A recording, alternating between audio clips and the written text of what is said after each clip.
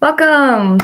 Welcome to the Law of Attraction Detox, where I help you remove obstacles to creating your dream life by helping you detoxify from toxic techniques and instead help you find your inner state of being in the present moment where all the manifestational power exists.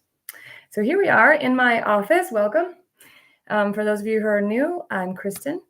And today I would like to go over whatever questions might pop up. I do have kind of an idea of what I want to speak about today. But if you have any questions, feel free to just pop them in the chat and I'll see them here. So anyway, let's get started. Today I want to talk about assumption and how do we make assumptions about our life that are helping us to become the type of person that we need to become in order to have the thing or the person that we desire.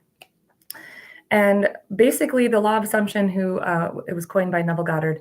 Basically, assumption is already knowing that you are deservable, already feeling that you are lovable, and existing from that state of being.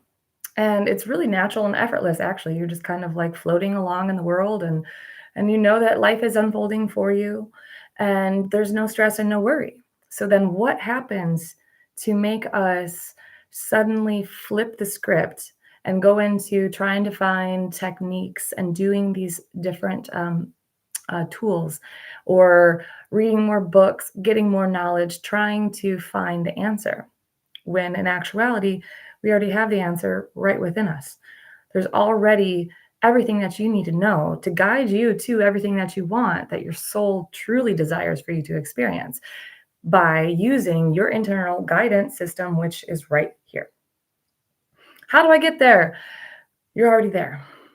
But along the way, we got bumped and bruised and scraped and picked up some extra ideas along the way, which, I'm sorry, most of them are not even ours. We are programmed with our subconscious mind to believe and think and behave in a certain way. And it's true for us. Your truth is true for you. My truth is true for me. And everyone else on the planet has their own truth that is true for them. And that is based on unconscious beliefs that are either serving us and helping us get closer to what we want or getting us further from what we want. I'd like to detoxify today from the notion that we are creating people to show up in a certain way in our life and that it's all our fault when people show up rudely. Yes, our perception of the world is, 9/10 of the law, right? But there are things that happen in our lives that honestly are out of our control. For instance, I was hit by a drunk driver on my motorcycle. Was that something that I was causing? Did I say, I'm going to get on my bike today and see if I can scope out a drunk driver to get hit by a car? No, I didn't. That really sucked. But I was calling on a certain thing. I wanted my mind to stop. Please, God, make my mind stop. I want these thoughts to be gone. And guess what? For the next month after I got hit by a car, it hurt to think. I couldn't have a single thought. So this is why I am helping people detoxify from trying to manipulate their outside world. And rather than trying to manipulate your outside world so that you can have certain results, so that you can therefore feel a certain way, why not, rather than have your outside world be different at all, why not just change your inner world? Because when your inner world is different, then guess what? It doesn't matter if anything is in your outside world or not, because you already feel as if you have all of that within you. Yes, but I would really love my lover to be here, and I would really much rather have she or he's, in my bedroom right now. Okay, but you're still going to be the same person with the same set of assumptions and the same beliefs that are unconsciously programmed and dictating everything that you say and do and think. If the person comes back, great. Why did they get spit back out of your reality? Because you still weren't fully loving yourself. Because if you were fully loving yourself, and let's say someone ghosted you for 2 months, 6 months, a year, and all of a sudden they come back into your life and you're like, look, the manifestational technique worked. Hallelujah. I've been only chanting this person's name 36 times a day, doing imaginal acts at least 3 times a day, and, just basically making them my entire focus of my life. And then they come back into your life. But you haven't done any of the work to really fully love yourself, to really fully commit to yourself, to fully be wrapped up in your own life. And then when they come back, and then you're like, oh, look, see, it worked. It finally worked. I did the right thing.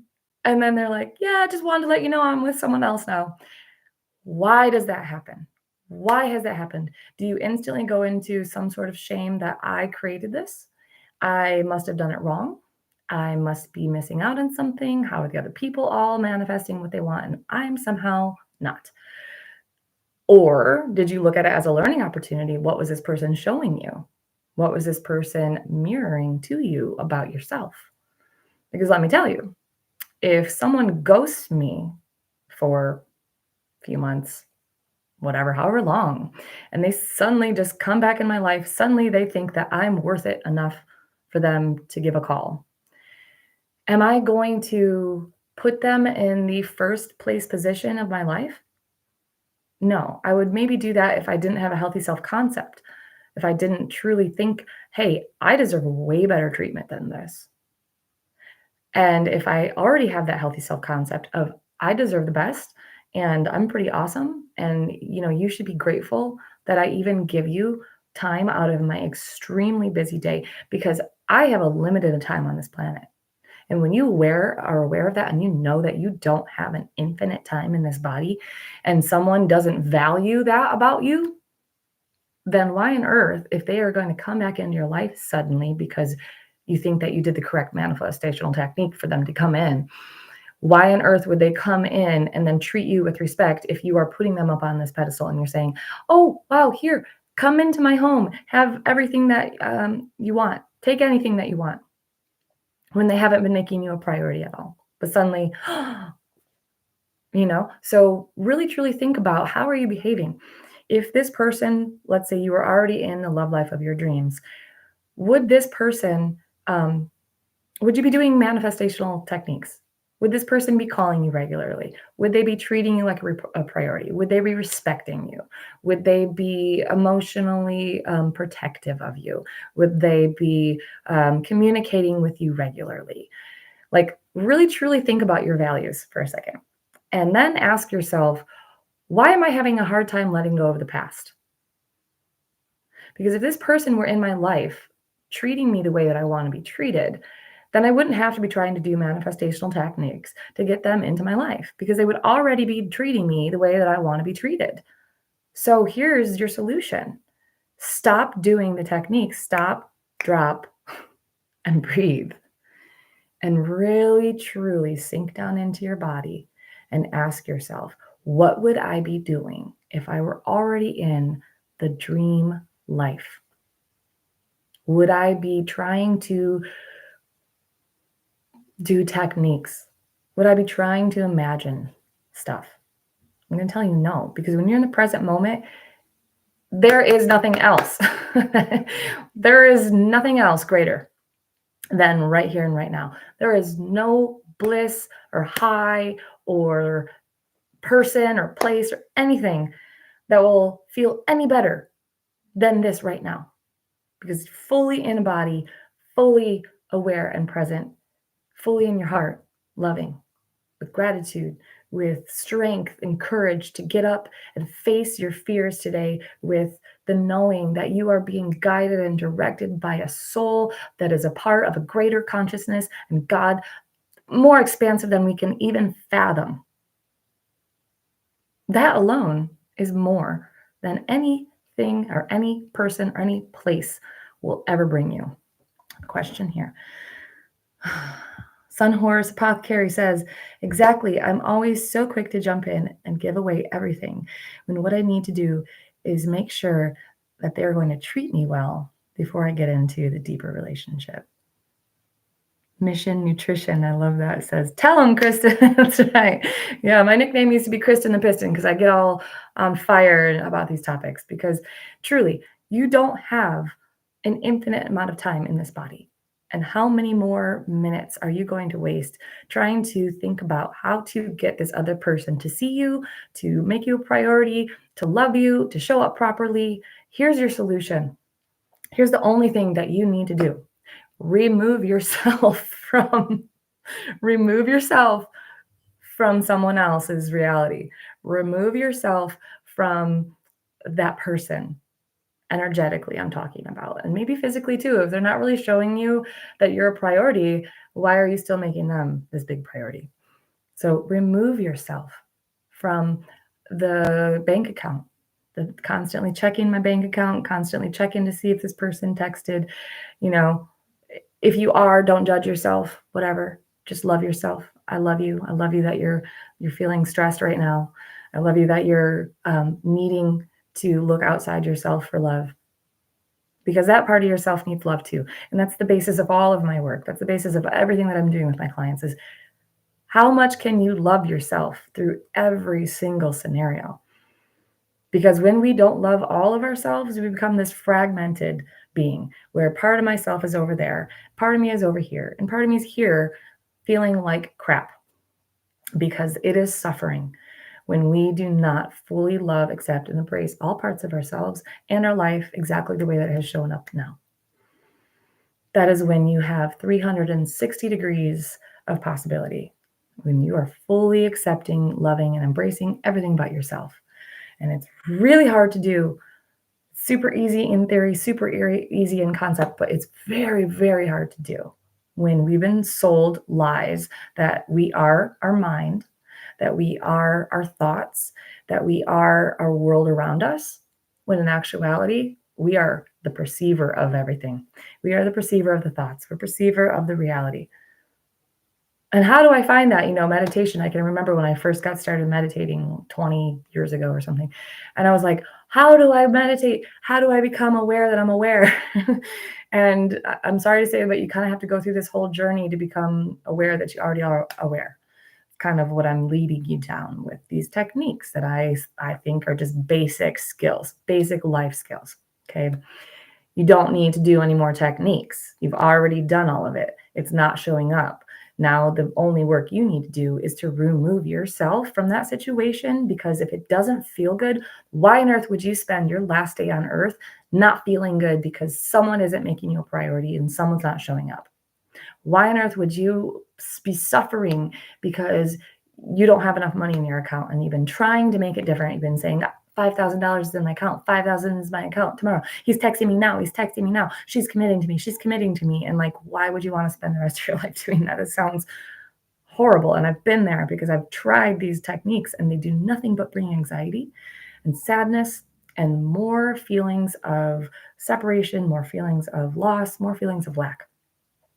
Another question. Yay. I'm sorry if I'm not pronouncing your name correctly. Jihan? I have a question.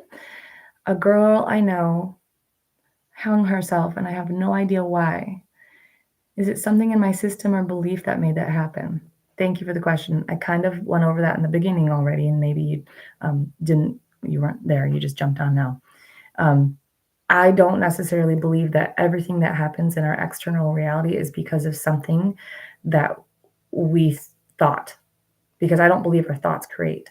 I believe that our state of being is here naturally, creating through us, that our soul is actually leading our bodies.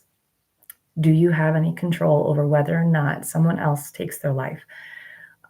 I don't believe that. I don't believe that you can decide if someone else is healed if they don't truly believe it for themselves. Like I said with the example, I got hit by a car. Did I go out into the world and decide I'm going to get hit by a car on my motorcycle? No, nobody would really honestly call those things to themselves.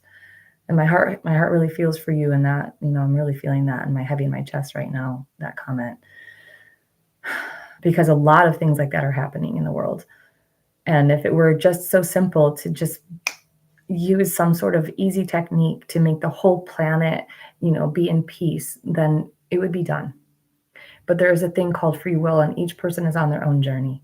Each person is on their own time. And you can pray for someone but you cannot force someone to do what you want and heal faster than they can heal. They can only go as fast as their soul is allowing them to travel on their journey and grow, because that is not our choice. That is, maybe there is some ways to do that, and that's to me called dark magic, and I'm not into that. I'm not into manipulating other people to do things that they don't want, because I believe that that's only going to bounce off of them and put it back onto me. I want my person to be obsessed with me, for instance. Well, great. You just wished obsession on yourself, because why on earth would you want to wish something for someone other than love and goodness? I just wish love and goodness for this person. That is your higher self. That is your soul bleeding through into this plane of existence. That is you projecting out onto the reality. And are we aware of suffering in the world? Absolutely, we're aware of the suffering in the world. Bleeding love out into the world doesn't mean that you say it's okay for murderers to murder. You don't think it's like, oh, I love everyone, so therefore I'm saying that it's okay that bad things are happening. I'm accepting my world the way it is means I understand that there is a cosmic consciousness at play, and I'm going to rest into that knowing. That cosmic consciousness that we call God or universe is greater and more powerful than it is everything. And you are a facet of that crystal.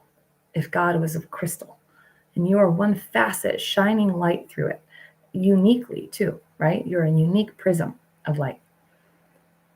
Does that mean that your mind, which is very limited in scope, can think things into reality? I just don't believe that. I don't believe that your thoughts create that, because if they did, we would literally see everything that we think.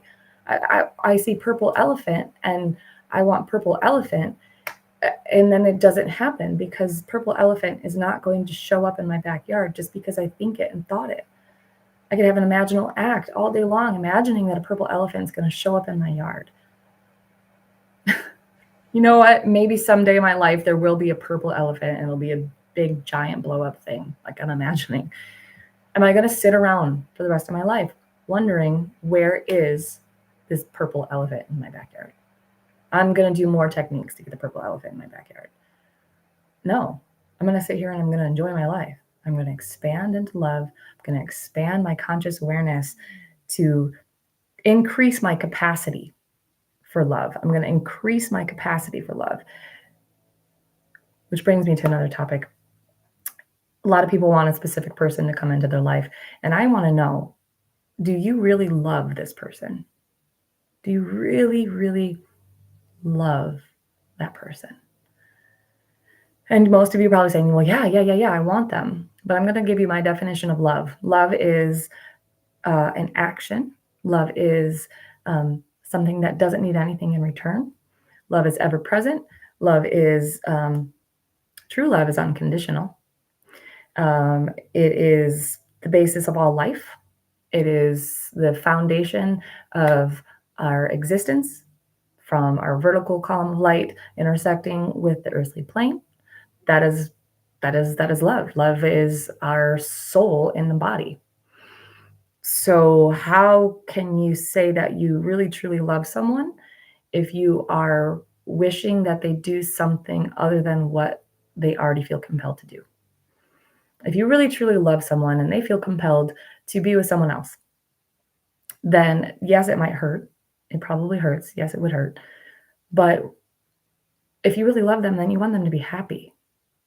And if that love that they have with that other person is making them happy, yes, you're going to feel the tears, the grief, because it's not with you. But your soul knows that that person deserves love. You deserve love. You are a manifestation in body. You are already manifested through love. So if you're doing anything that isn't in the flow of love, it's going to come with consequences, in my opinion. It's going to come with people showing up in your life and then leaving again. Or it's going to come with your person is now, seeing someone else. And that's just to help remind you that the only thing to do is to access love within you. Can I love this person even though they're not choosing me? Now, love doesn't mean you don't have boundaries. Love doesn't mean that you be abused. Love doesn't mean that you put up with people's shit, basically, because love first does what? Bounces through you, goes through your heart, envelops you, and swirls through like a toroidal little shape of electrons, fills your whole being with a frequency of angels, and then blasts out into the other people. So if you are loving yourself, then every action, every thought, every belief, everything that you behave from is going to be in alignment with love. So if you're truly loving someone, that means you truly love yourself enough to have boundaries that you won't put up with stuff. You love yourself enough to wish someone well, even if they aren't choosing you in relationship.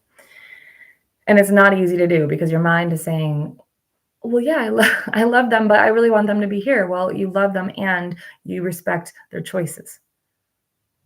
So, yeah, back to the topic of assumption and what are we assuming?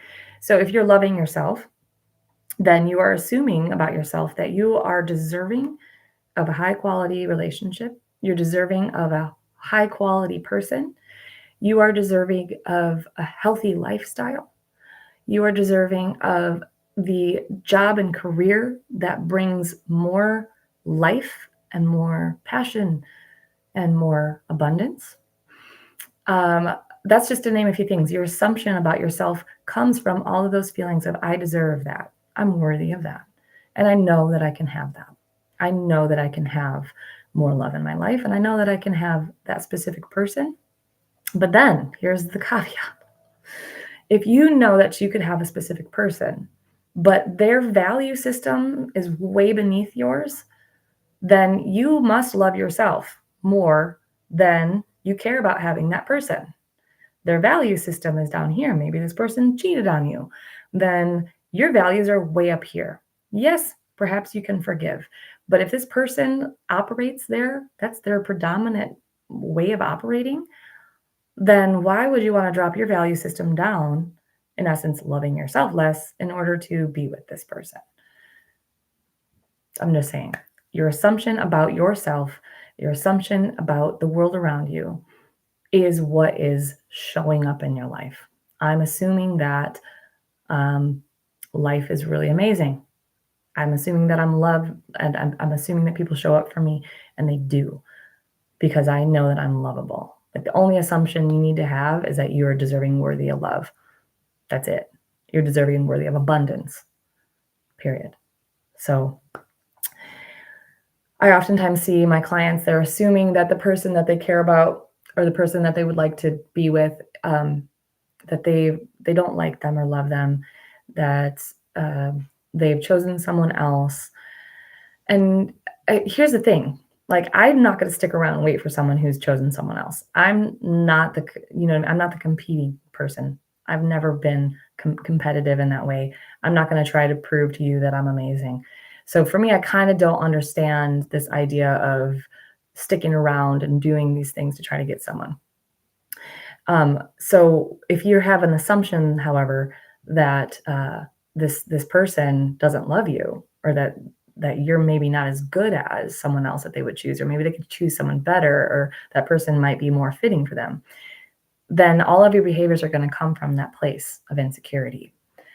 And even if they do come back in, they give you a call, let's have some tea, you're going to be feeling so uncomfortable because your underlying behaviors are all, I'm not as good as this person.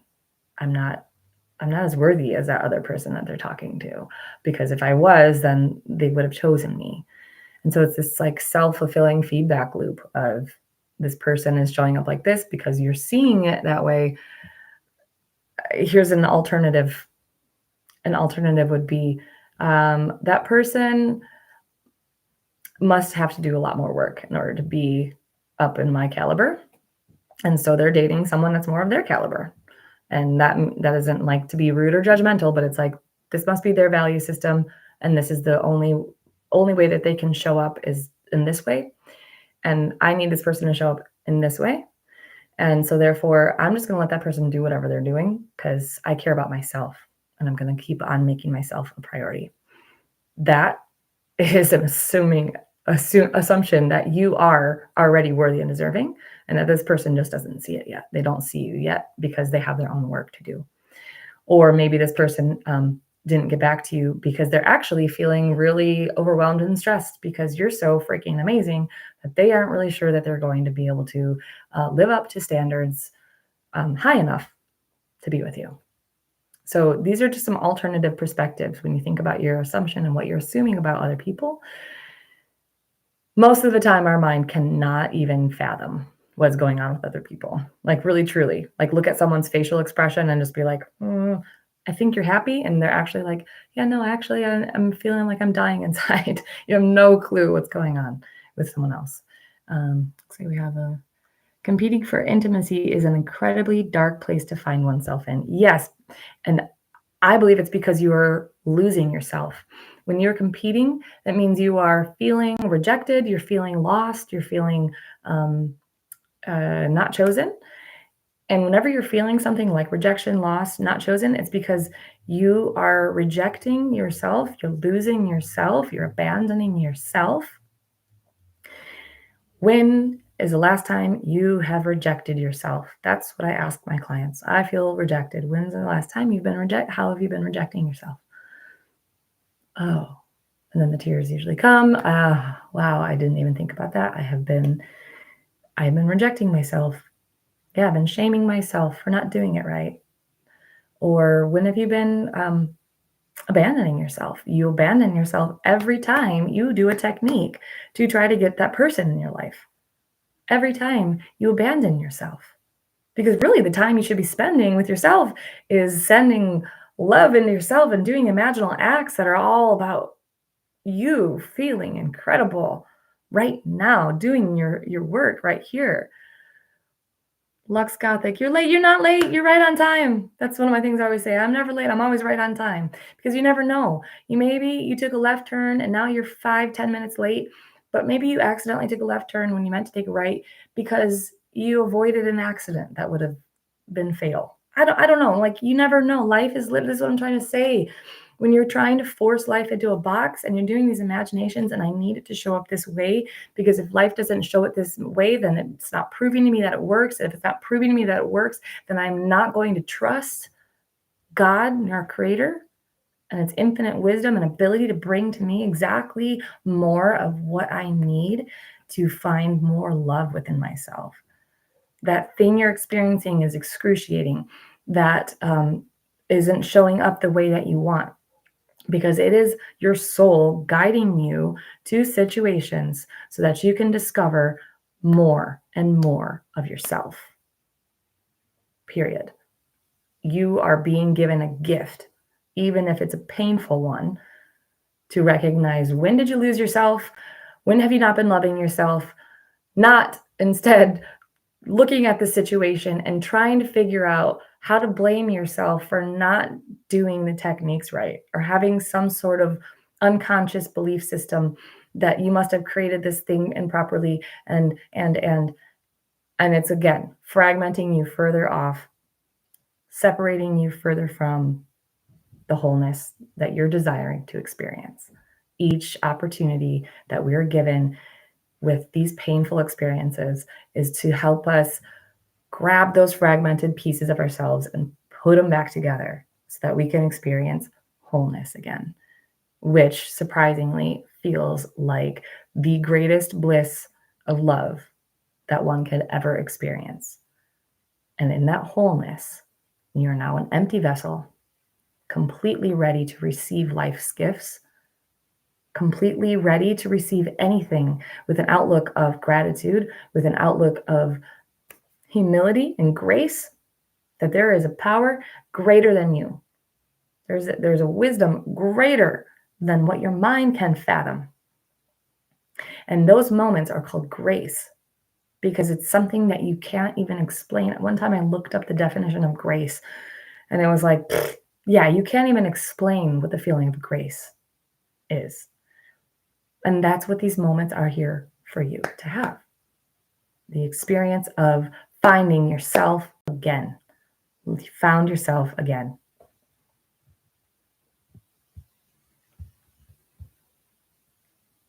Oh, thank you for sharing, Lux Gothic. I'm so happy you're here. This will get saved.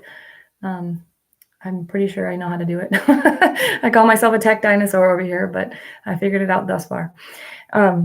I'm going to wrap it up now because it's already been 30 minutes, and I'm going to be doing these more often. I'll let you know with more advance notice next time, preferably maybe in the middle of the week. Hopefully that works for everyone. And I'm just going to remind you, yeah, you can hire me down below. I have packages for all sorts of budgets. I have mini sessions. I have full hypnosis sessions. I have packages for that. I have packages that are monthly packages. Basically, what I'm trying to say is there's a million ways to get together with me. We could do group coaching too. That's Patreon.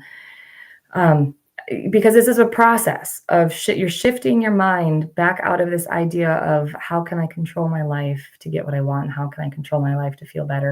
And you're shifting it into I'm already whole and complete. I already have all the tools that I need. I'm so grateful for my life and everything that's in it because I feel blessed. I feel magnificent. I'm totally worthy and deserving of love. I feel full of love. And you are going through and cleaning out your closets. And it can be frightening. It can be hard. And that's what I'm here for. I'm basically here to help you clean out your closet in your mind using hypnotherapy and coaching. Oh, there's some more. Oh, thank you for your time. Thank you.